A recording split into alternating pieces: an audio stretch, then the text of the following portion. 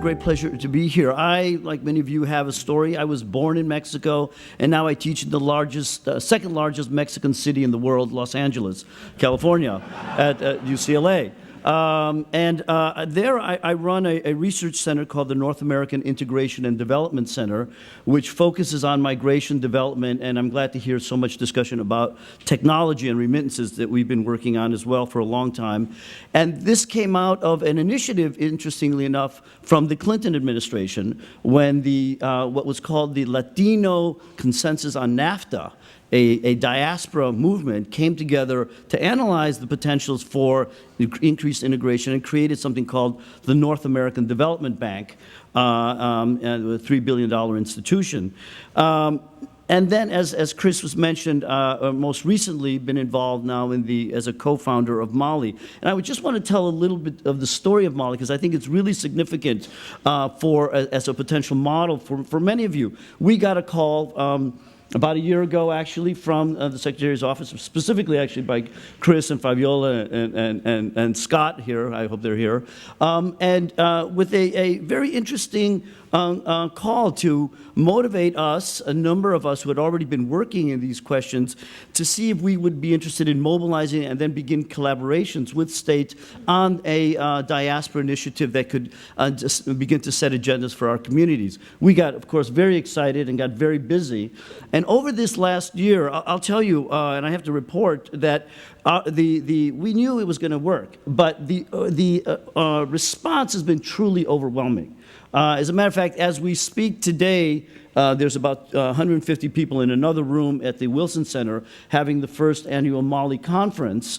And as last night we had a similar number of people here in the State Department to launch that. Because I think what happened is that we, as many of you, we have known the power of this through our experiences, but when the moment in history arrives when a leader, a visionary activist, frankly, like Hillary Clinton, serving a president, let's not forget, the son of an immigrant from Africa, very significant moment in American history, takes the step to say, you know, there is a new day here. We need to rethink the way we do global diplomacy. It's been a concept that people have been talking about, but to actually begin to see it happen, to make this room a historic reality as of today, I think, you know, got us very, very excited. And as we began talking to our colleagues, we literally went throughout the United States, had maybe 8 meetings in cities throughout the United States, and we began networking who our communities are. And we're talking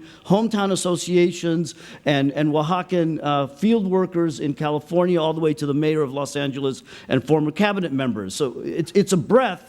But we were able to bring people together and come in this notion of the leadership initiative, partnering, by the way, with other foundations, including the U.S.-Mexico Foundation, which was a partnership between relatively wealthy people in both the U.S. and Mexico.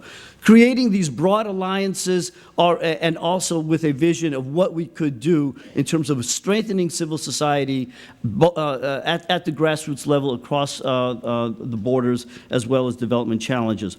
Let me just say, one thing we're doing today at the conference is that we're launching, we're announcing the first ever two awards programs that we have. One is the Mali Civil Society Awards, which in this year are going to be very focused on people that are building, strengthening civil society in communities like El Paso to deal with the youth opportunities in this moment of severe crisis with the drug cartels.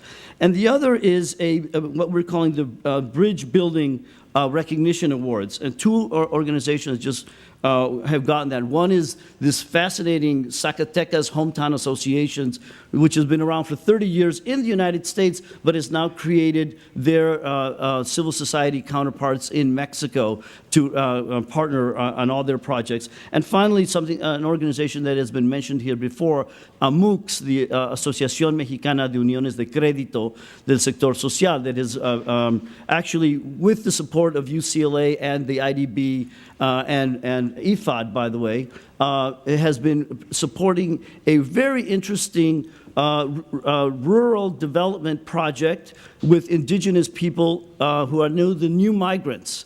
So linking with the old migrants and the new migrants for mobile banking, for remittances to savings accounts, to investments of microfinance of a variety of type with technology from Latino entrepreneurs in California.